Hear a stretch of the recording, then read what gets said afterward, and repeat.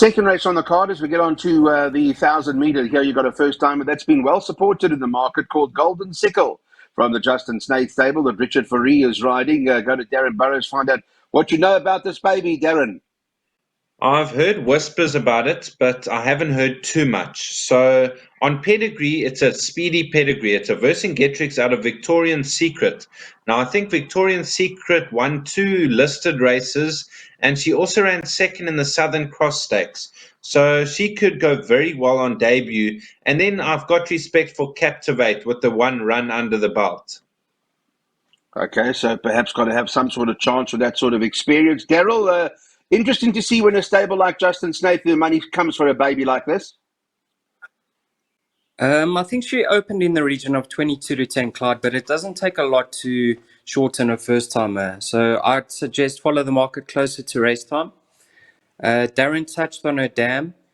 There is a computer form comment in the front of the book. Nice type, if not green, will go close. Candace Bass Robertson as number 7. Glawari, athletic type, could run well first time. So if you're taking trifectas and quartets, include the 7.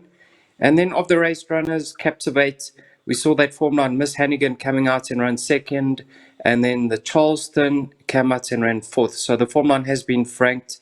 But the Snaiths will have a line through Wits Blitz.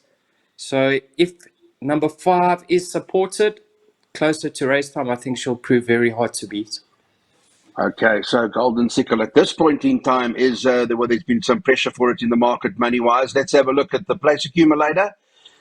Always cautious when there are first-timers, but we worked out a P8. Daryl's got one up for you. He's decided to go a bit wider in the first leg to be cautious and has got a couple of bankers in his place accumulator today. Daryl, what does the card look like? Is it a fair card? I mean, did you get money out of this card today? Let's hope so, Clyde. Just with regards to the first leg of the bipod, the place accumulator, I added in a scratching over there. So if the tote favorite does place, we'll double up. In the second leg of the PA, I'm happy to bank number 6. That's Trippy T. And then I'm banking in leg number 5, number 8, who I thought is one of the better bets on the card, Steinbeck.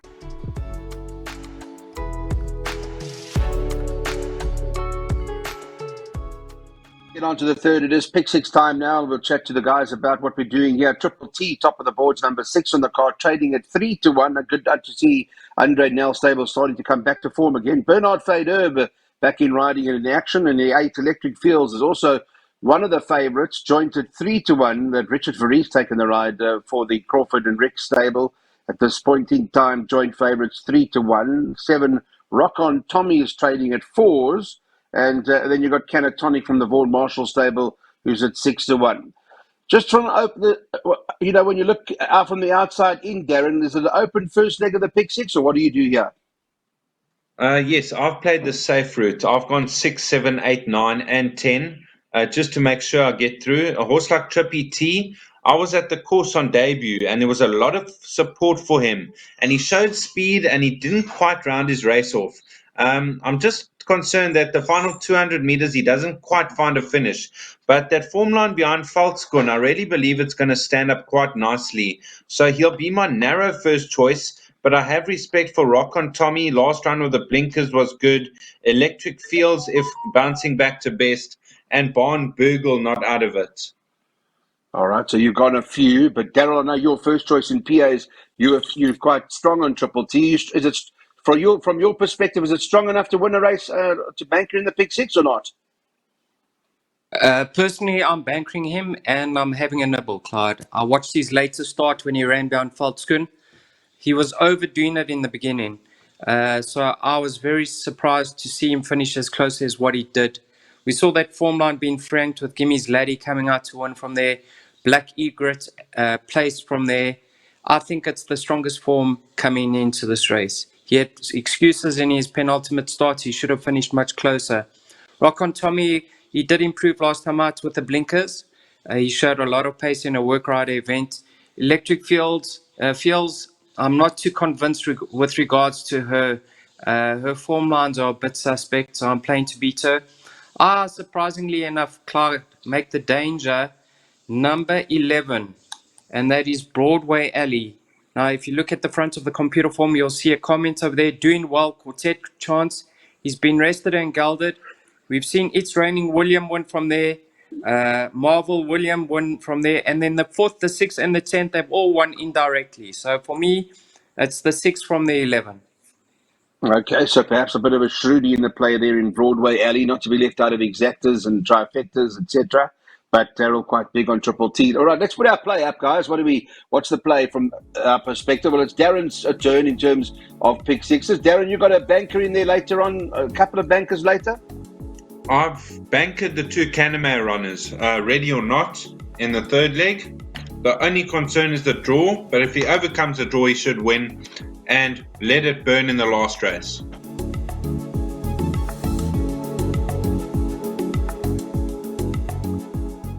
Let's get our jackpots on, everybody. It's a 1,400 out at Hollywood Bet Kenilworth, and Justin State's got 3 of the first 4 favourites here in Strawberry Light, Tuscany, and Mary Lamb. But Darren, Busy Lizzie's perhaps the only one that maybe could upset the Snaith Brigade in this particular race. How do you see it? Yes, Clyde. I played wide in this leg. I'm looking to roll the favourites over. It is a maiden special weight. Strawberry Light, she's been a beaten favourite in 3 of her 4 starts. In her penultimate start, I wasn't happy with the way she was moving, and she ran accordingly. Last time out, she bounced back to much better form. She was staying on really well. She will rate the horse to beat. Busy Lizzie on pedigree is going to love the step up in trip, and she's having a peak run. So the two market leaders will be my first 2 choices, but I am looking for a result in the pick 6. Yeah, I would imagine, Daryl, it's never easy when you get a race like this, special weights, and Strawberry Light's got to give away, in some cases, 6, 7, 8 kilos to horses, yeah? Yes, Clyde, you just have to have a look at number 12 over here. Look forward. On form, I think she's as close to 7 or 8 kilograms better off. 10 kilograms better off with Strawberry Light. So if you are playing trifectas and quartets, I'd definitely include number 12, Look Forward. She's a daughter by Master My Fate, and the dam did stay a mile, so she should appreciate being stepped up in trip. Just got a wide draw to contend with. My top pick is going to be number 1, Busy Lizzie. You can see she's 1.5 kilos better off with the favorite Strawberry Light. She's got a 1 draw. Darren touched on that. She's going to love the extra. I mean, her dam won over 1,800. She's got a lot in her favor. She's having a peak run. And I think we're going to see the best of her now that she's going the extra ground. So for me, Busy Lizzie, the one to beat, ahead of Strawberry Light. Healthy Respect for Look Forward for the trifectas and quartets. And then Tuscany, Clyde. In her later start, she should have finished 11, 3 and 12. Okay, so you just broke up right at the end over there. You just want to repeat about Tuscany? Sorry, Clyde. Yes, Tuscany in her later start, she was a bit unlucky. She should have finished a length or 2 closer. Keegan DeMello rode her in a penultimate start. She just got touched off on that occasion. She should be thereabouts. Okay, so Busy Lizzie for both guys, but Strawberry Light is a decent sort.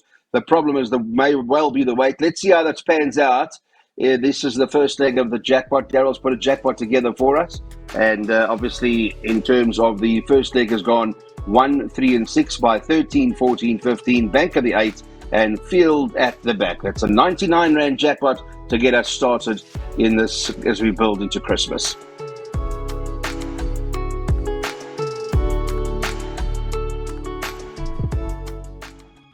On to race number 5 now, and this Dean Canamay, a horse that Keegan DeMello is riding, number 15, Ready or Not, priced up at 12 to 10. I think they opened 2 to 1, Sorting yesterday, 16 to 10, now 12 to 10. I was listening to Vicky chat to Dean in one of the pre-race interviews, and there's a lot of confidence there. Obviously, the draw's a bit of a concern, Darren, but perhaps today's the day.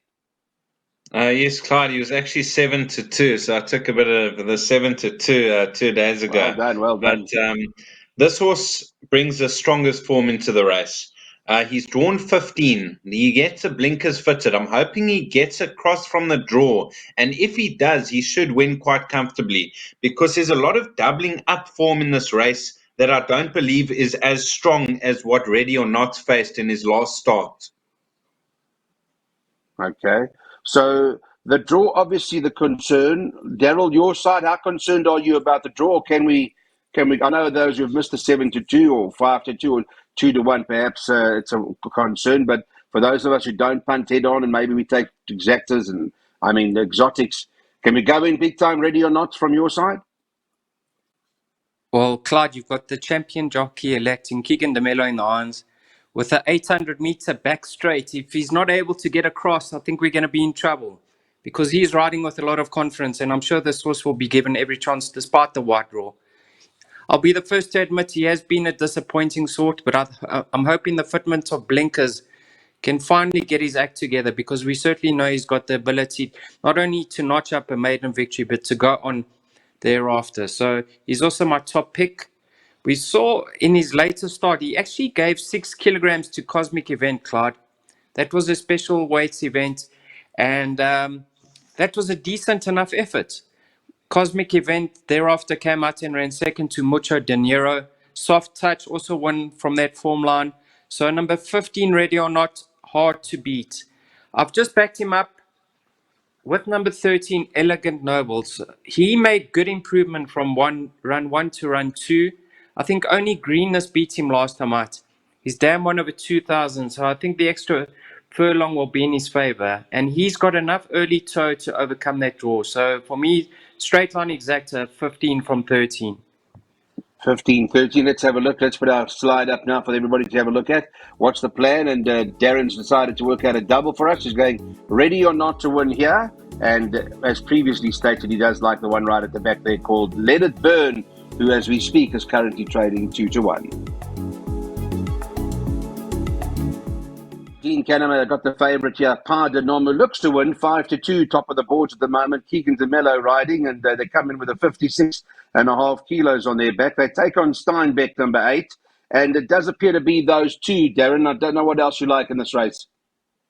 Those are my two first selections in no particular order. But pardon Norm, like Canama has said on Track Talk, he mentioned that he made his run down the inside of the track and it wasn't in his favour in that feature behind Cousin Casey last time out. His form previous to that was very strong, and I think he'll go close. Steinbeck really impressed me on his comeback run last time out. He ran second to Emilenzi Yokoduduma, who's a really smart sort. So 5 and 8 for the shortlist, and I played a little bit wider in the pick 6. Yeah, Daryl, so which way are you going to go? I'm on in over here, Clyde. Number 8, Steinbeck. I watched his latest run. He was only asked to quicken very late in that race. I thought he ran a cracker. Clyde, now we saw Emilienze Yokoduduma come out and run second in the Peninsula. He's now rated 100. The son of Silvano is improving with racing. I think he's going to love the 1800. Pace should be on with the futurist in the race. And Clyde, that form line has been franked with Silvano's Dasher coming out to win from there. Fourth in that race was Sugar Mountain, who I believe is a well above average sort himself. So I think if Steinbeck can just put in a similar performance to what he did in his comeback start, I think he'll win. All right, so you're big on Steinbeck. It's an interesting race. Let's get into our action, what the guys are suggesting we do. And it is Daryl Marie's turn, and he's going in, as he said earlier, he's all in, and he's in with Steinbeck.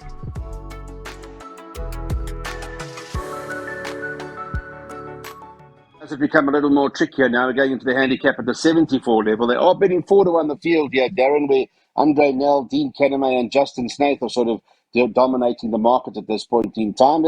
Let's chat about the race over the 1400. Your first choice, please. My first choice is actually an outsider called Winter Air. Now, his first run at Kenilworth was over 1,400 meters. He stayed on really well behind Running Rifles to get beats just over a length and a half. Last time at the 1,800, he pulled way too hard and he faded right out of contention. So for the shortlist, numbers 6, 7, 9, and 11. 6, 7, 9, and 11 from Darren's perspective. So give me more time. Winter Air, William Rufus, and Napoleon are the 4 runners. Daryl, your side? Clyde, that just shows you how difficult this race is, because all 4 that Darren touched on don't feature in my top 4. So I'm going to touch on them in order. I like number 1, Master of Africa, number 2, Fair Advantage. Now, Master of Africa, he made his first run as a gelding last time out. It was over 1,000 meters. It was far too sharp for him. Improvement is expected now that he's going the right trip. He's got a neat barrier position in stall gate number 1. Going to strip much fitter. So he should be right there. But number 2, Fair Advantage, is going to be my top pick. You can see in his later start, he finished right alongside Inamorare. Now, in that race was street art, incredible, without questions. In my opinion, those are all decent sorts. And he's got Bernard Fadoba from his stall gate number 2. He's off the right mark in a 78. He should run another honest race. So 2 from 1, but the race doesn't stop there, Clyde. Yeah, not forgetting Blackberry Malt was in there as well. You know, I rated it was quite highly. But okay, thank you for that. Race number 7, let's get our selections up, take a look at what the guys are doing. And it is a recommended swinger play with 1, 2, 7, and 9, but it is an open race. Final race on the card now. Let's chat about this. Also, quite tough a race, although Let It Burn is top of the boards at 2-1 as the one to beat. 11-2, It's Raining William number 9, and Rule of Thumb is trading at 6-1.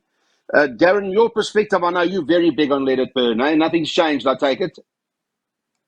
Yes, a very confident selection, Let It Burn. Now, in his penultimate start, he had absolutely nowhere to go, and he had to shift all the way to the inside. He would have finished right on top of them. And last time out also didn't have the clearest of passages. From a 12 draw, he ended up middle inside as well. I'm hoping from a 5 draw that he angles out because he's got a beautiful action and he takes time to unwind that stride.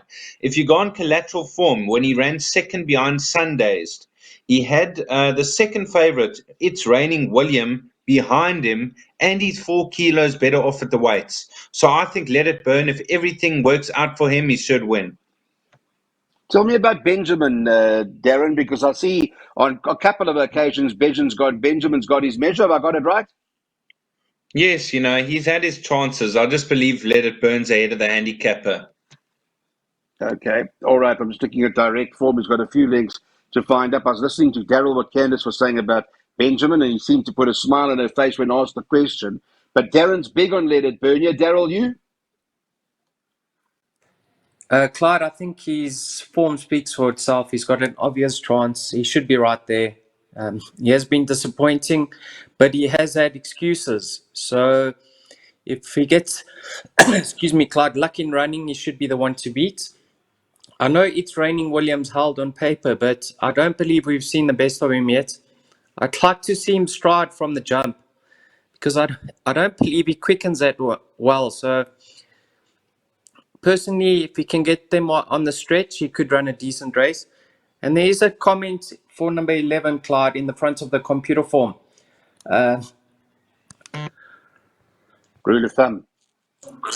Sorry, yes, I'm just getting it. Doing well, and he's got an each way chance. And you can see he's very lightly raced. He's been off the track for 171 days. If they're expecting a decent run on his behalf, you have to include him. So in order, 5, 9, 11. But I think this race is a bit trickier than how Darren reads it. Even a horse like Shampoopa Pampisi, I wonder if that's not got some sort of chance with Pierce Stadium in the saddle. I don't know if it is worth putting into the play. It's a 20-1 rank outsider if you are doing trifectas and quartets. But I do respect Darren's view on the Cape View in terms of Let It Burn. The Kennemeyer stable are quite bullish. And I do know Candice Bass's yard is quite, they do have some sort of, they're rating this horse Benjamin, who's trading at 14-1. So there are a few in here that have got some chances. You heard Daryl's got a couple of shooties as well. Well, let's hopefully we can end off today like we did at Turf and Team. Turf and Team was a big one for Weighted to win in the course of the week. The boys were tipping them one by one. Here's what we're going to do in the last race on the card. It does come from Darren's side, and he's quite bullish on Let It Burn.